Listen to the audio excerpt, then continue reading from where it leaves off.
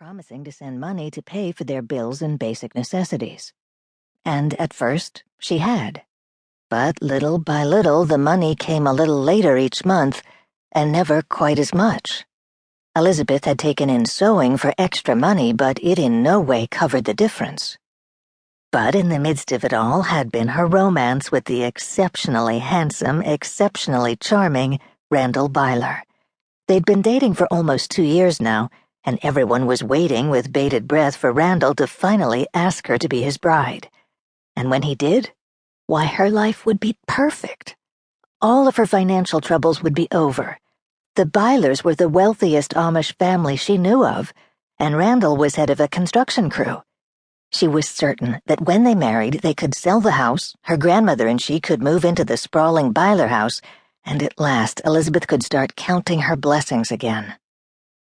"You need to keep up with the salt or you could get hurt, Elizabeth," Randall said after he pulled off his boots and shut the door firmly behind him. "At least I have you to keep me safe," she teased, thinking there was no harm in flirting with him a little bit. Grabbing his hand, which was still covered in a thick black wool glove, she tugged. "Come sit down in front of the fireplace. We can light a log and I'll make you some hot chocolate." For as long as she'd known him, hot chocolate with either whipped cream or her homemade marshmallows was his weakness. She'd always thought it was rather adorable. No one would have guessed that a man like Randall would have such a penchant for a children's drink.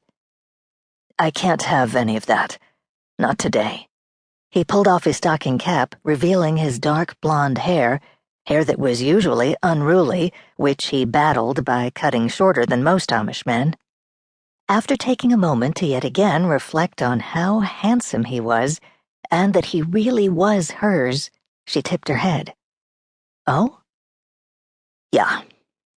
See, I came over here because I had something to talk to you about." He looked around. "Where's Anna May?"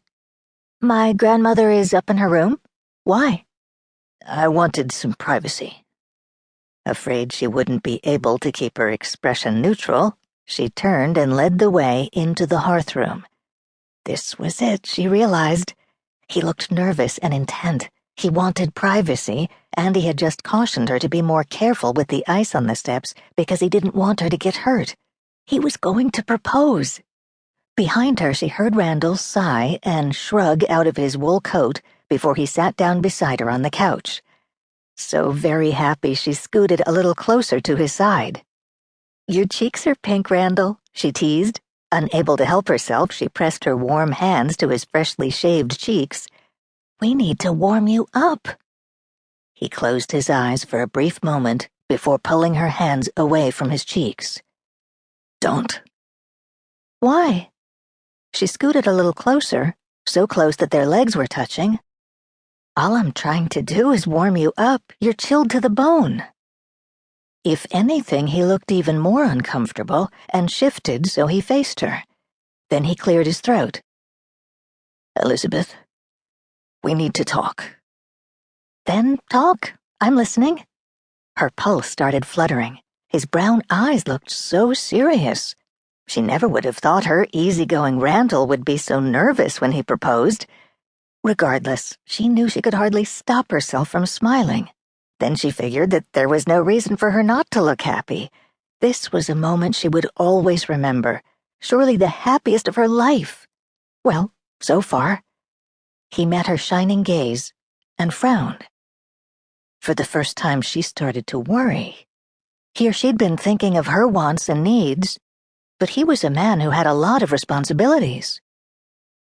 "Randall, is something wrong?" "I don't know." Her mind raced. Did something happen to one of your siblings? Both of Randall's parents had passed on to heaven. That meant he and his siblings had to look out for one another. "No, it's nothing like that." He cracked his knuckles, fidgeted. "It's like this. We had a family meeting last night. Junior and Miriam are moving out. Her parents bought them a house near them." "I'm shocked. I never thought Junior would leave until your sister Kayleen was grown." "I was surprised too. But you should see Junior's face. He's excited. He and Miriam are looking forward to having some privacy." "Well, they are newlyweds."